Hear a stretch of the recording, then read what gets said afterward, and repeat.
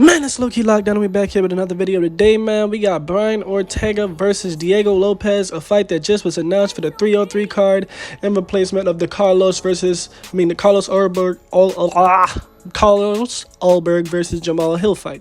I feel like this is a way better co-main event, and it's going to be a way more exciting co-main event. How many rounds is it? I'm not sure, but I'm here to get y'all a breakdown of the breakdown. You get what I'm saying? So look, man, check it out. We got Brian Loti Ortega. Sorry, nah. But we got Brian Ortega, man, an amazing jiu-jitsu specialist, very good, locks up submissions if you give him any sort of opportunity.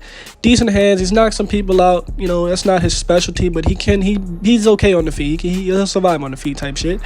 But you know, Ortega's I don't know. Ortega's very, very good. He's fought all of the highest level competition in the division, but I don't know.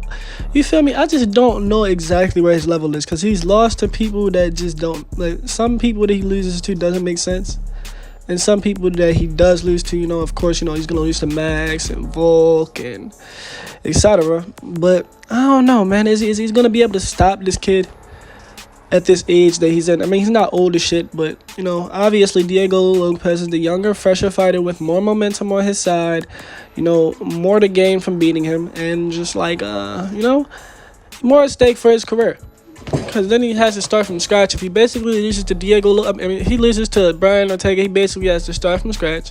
A lot of people are gonna write him off and, you know, say he can never be the champion, and etc., etc. Brian Ortega's been here for a long time, so he's going to get different type of respect if he loses. But yeah, anyways, I feel like Brian Ortega, he has a very, very interesting style for Diego Lopez, because they both have the exact same style, damn near. Submission specialist, jiu-jitsu specialist with okay striking and decent boxing. But I feel like, as far as striking, the advantage will definitely go to Diego Lopez. He's a bit more clean and he hits a lot harder.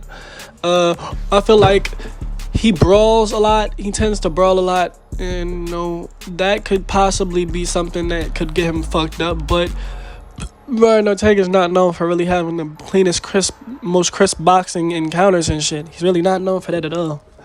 He's more known for his jiu-jitsu, and his striking is not that good. So on the feet, I think Diego Lopez sweeps him on the feet, honestly. Well, yeah, I think he sweeps him on the feet, honestly. Grappling, that's a dangerous area for Diego Lopez. I think Diego Lopez is very credentialed as a jiu-jitsu specialist, but I feel like Brian Ortega is just a level above him in the jiu-jitsu department, because of the, you know, namesake, and the, you know, just the fucking profile of the fighters that he's getting inside of these submissions versus Diego Lopez. Even you know, we gotta give consideration to the fact that Diego Lopez is young and he hasn't got to get to that caliber of competition yet. But you know, Brian Ortega has been submitting some of the best fighters in the entire world now. Cub Swanson and Frankie Edgar, and well, I think that he knocked one of them out. Whichever one got subbed is which one. I think it was a Cub Swanson got subbed. And basically, man, he's been going out there and doing his thing against some of the best fighters in the world. Diego Lopez is relatively new to this. Not too many submissions on his record, but, you know, he hasn't been around long enough, man. I mean, Brian Ortega's been around for a long-ass time, and he's fought everybody. Of course, he's had the chance to accumulate this record and accumulate this amount of submissions and respect from the UFC fans in that department. But honestly, I feel like Diego won't be too outclassed in this department. Not at all, because, you know, he's very, very good at jiu-jitsu. Scrambling is very, very good. I don't think this fight ends in submission. That'd be crazy if it did.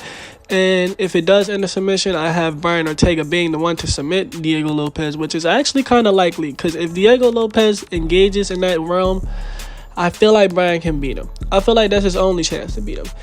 If Diego Lopez decides he wants to try to play jiu-jitsu with Brian Ortega. You know what I'm saying? I feel like if they were to have a grappling match, Brian Ortega would win.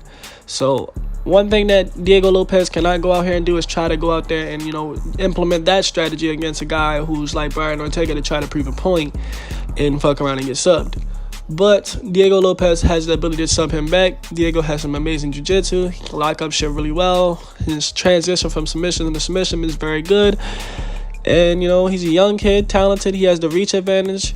He has the power advantage. He definitely has the frame advantage. You know, he's a very big dude. I've seen him on Instagram. Oh my God, he's humongous. I had no idea he was that fucking big.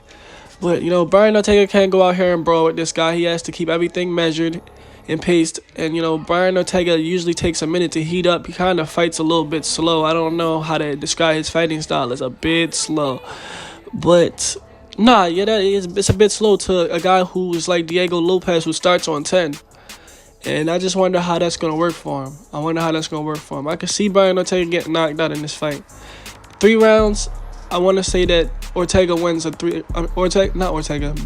Diego Lopez easily wins a 3-round fight against this guy. I'm not saying easily, but he should win this with make himself look relatively good in a 3-round fight. But in a 5-round fight, Brian Ortega could possibly drown him out because we've never seen what Diego looks like in a 5-round fight, and he's been getting a lot of finishes in the earlier rounds. So we don't know what that cardio look like, and we know that Brian Ortega is one of the toughest of them, and he can hang around, and he will fight till the very last bell, and he will stand there, and he will still be there, and that can be demoralizing for a lot of people. So, but anyways, what I'm saying is I would pick Diego Lopez to win a 3-round fight, and I would pick Brian Ortega to possibly win the 5-round fight, even though I favor Diego Lopez to win that too. But if there is a chance, the 5-round fight has a better chance for Brian Ortega. But my point is, I believe that Diego Lopez is a better overall fighter. So with that being said, man, Diego Lopez by TKO in the 2nd or 3rd round. All right, and we out.